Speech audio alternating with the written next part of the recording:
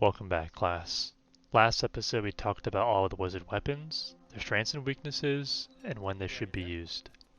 But a high-level wizard needs more than just a strong weapon to reach their true potential. A minister of magic also needs gear and armor, not only to enhance their spells, but to protect them from axes and arrows. So in today's lesson we're going to break down all of the available armor types at the wizard's disposal, and decipher which ones are good, which ones are mid, and which ones are garbage. Let's get into it. In Dark and Darker, each individual armor type has unique implicit stats, meaning they will have these stats no matter the RNG roll or the rarity on the item. In this video we're going to focus on those implicit stats rather than the RNG rolls. By doing this, you'll learn to keep an eye out for the correct armor types when looting in the dungeon. Alright, let's start with something simple to ease you into it. Headgear. Headgear is simple because there are only two helmet types for the wizard hat and the leather cap. Now remember, we are only focusing on the implicit stats and not the RNG rolls, so we're only taking into consideration all of the white text and ignoring the blue, because that will be different on every item. The wizard hat has -5 movement, low armor rating, but comes with some magic res. The leather cap, on the other hand, has the same movement penalty, nearly double the armor, but no magic resist. On top of that, the leather cap has a 7% headshot damage reduction stat, which is very important. The wizard hat is an okay option, but the magic resist is much less important than the flat armor and headshot reduction. Because of this, we are putting the wizard hat into the mid category. The headshot reduction on the leather cap is very valuable because a wizard's natural foe is a ranger and his mighty longbow. This helmet will stop you from getting one shot and save your life, and for that reason it is S tier. Thank me later. Okay, so moving on to leg armor.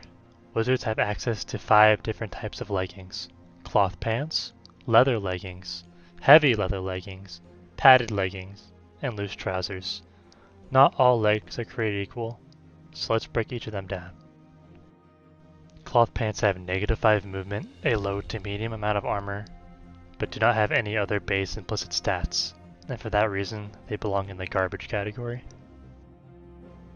Heavy leather leggings have the highest possible armor and a +1 to strength, but -8 movement. The stats on these are nice, but the -8 movement is a deal breaker. We will classify these as low mid tier. Leather leggings also have high armor and good magic res, with -5 movement. These are an okay option, but with no base attributes, they fall into the mid category as well. Loose trousers have low armor and no magic res, but come with 1 agility. Agility might not seem important on a wizard, but it does provide some movement speed, and since the trousers only have -3 movement speed on them, these pants are your best option for going fast. So even though the stats on these are not great, we're going to put them into S tier because speed is king. Now on to my personal favorite, the padded leggings.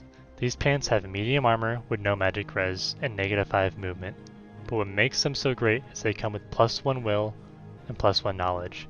These are premium stats for wizarding, and are valued very high. Keep an eye out for these when looting because they're easily your best option. S tier clearly.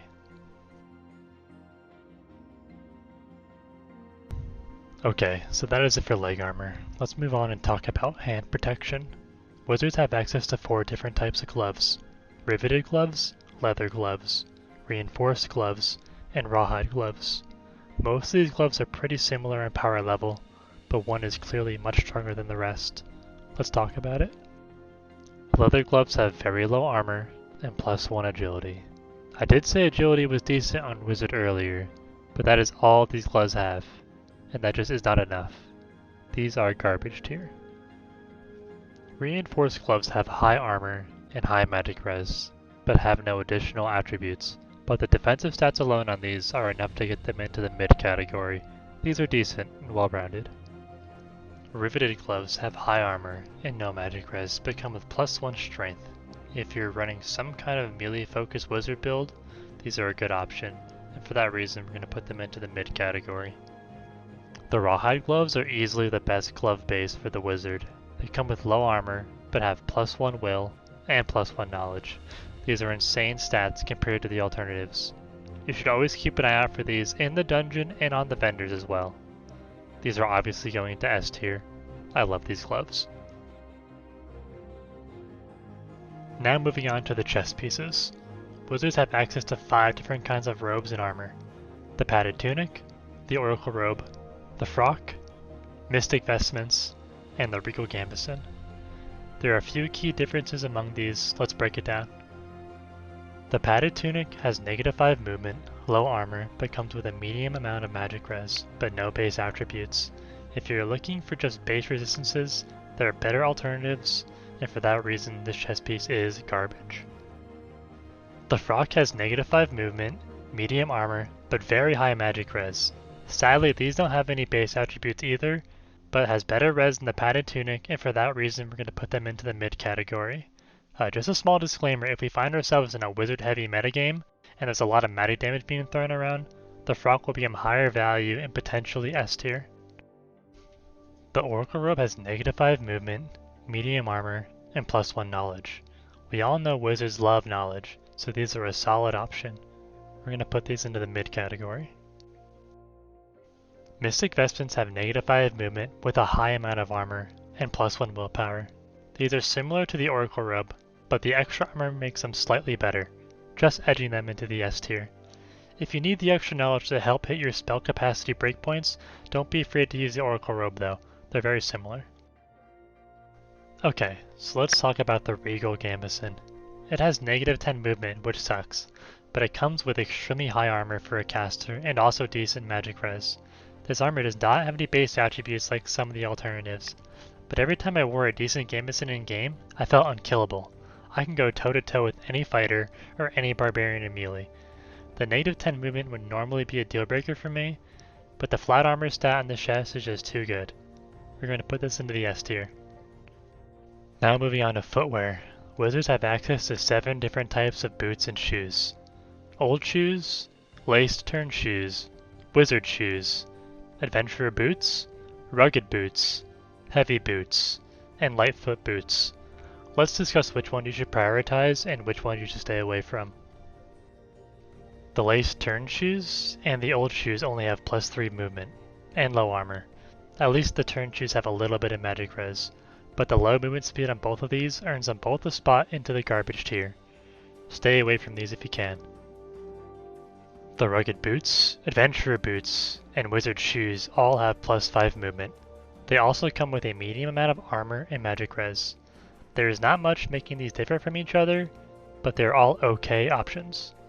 The +5 movement speed is solid, and for that reason we're going to put them into the mid category. Heavy boots, much like the other boots, have +5 movement, but they come with the highest base armor possible for boots, and still have some magic res. If you're looking for a defensive option for maybe a melee focused wizard build, these are your best bet. We're going to put them into S tier. Now on to easily the best pair of boots you could wear, the Lightfoot boots. They barely have any armor and no magic res, but what makes them great is they come with a whopping +12 movement speed, over double any of the other options.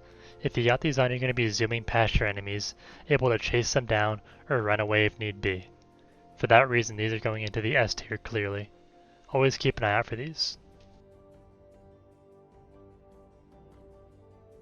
That is it for our armor breakdown class. Obviously there's a lot of variance on RNG rolls on gear, and you will have to use your best judgment to decide what is worth using and what is not. But I hope this information I gave you was helpful and comes in handy when you're picking up sweet loot in the dungeon. Remember not to skip class and catch me on the next one. Peace out.